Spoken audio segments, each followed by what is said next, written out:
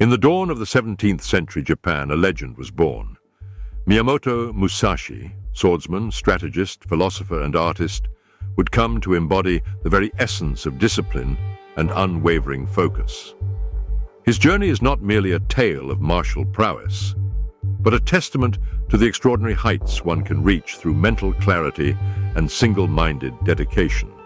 Born in 1584 in Harima Province, Musashi's early years were marked by turbulence. Orphaned young, he faced his first deadly duel at just 13 years of age. Against all odds, the boy defeated Arima Kihei, an accomplished samurai, using nothing but a wooden staff. This victory was no accident. It was the first glimpse of Musashi's extraordinary capacity to remain focused under extreme pressure.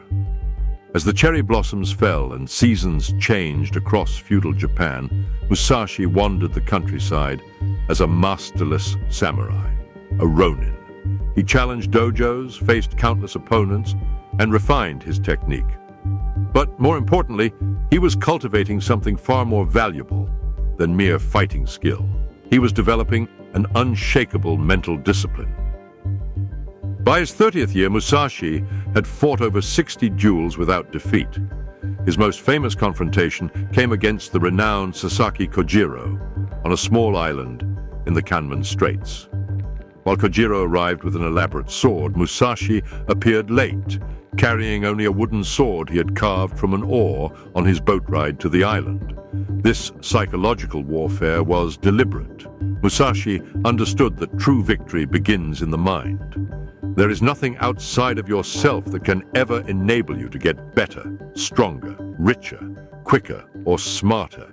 Everything is within. Everything exists. Seek nothing outside of yourself.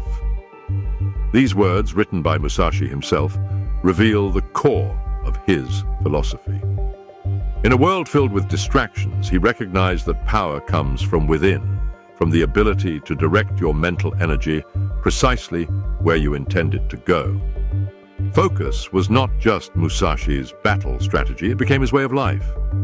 When he wasn't training, he immersed himself in meditation, calligraphy, and painting. Each brushstroke on his famous ink paintings required the same presence of mind as a perfectly executed sword cut. For Musashi, there was no separation between art and combat, between daily life and spiritual practice. All were arenas for cultivating immaculate focus. In his later years, Musashi retreated to a cave called Rigando to write his masterpiece, the Book of Five Rings. This treatise on strategy and martial arts remains studied worldwide today, not just by martial artists, but by business leaders, athletes, and anyone seeking mastery in their field. Within its pages, he distilled decades of experience into principles that transcend time and culture.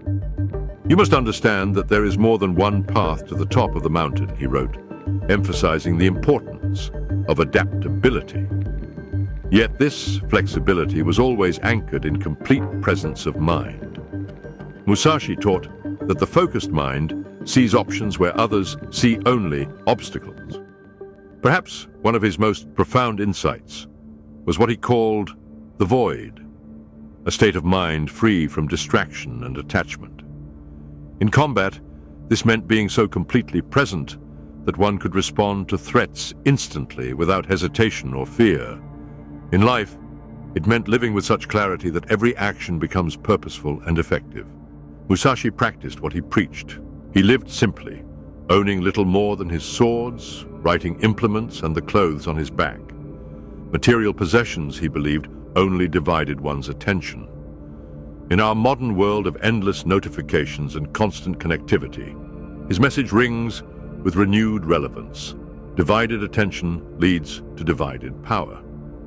The dual nature of focus that Musashi mastered is something we can all aspire to. On one hand, there is the laser-like concentration needed in moments of challenge, the ability to shut out distractions and zero in on what matters most. On the other hand, there is the broader, more sustained focus of life purpose, the North Star that guides all decisions and actions. Musashi exemplified both. Whether in the heat of a duel that might end his life in seconds, or in the decades-long pursuit of perfecting his twin sword technique, he demonstrated that where attention goes, energy flows.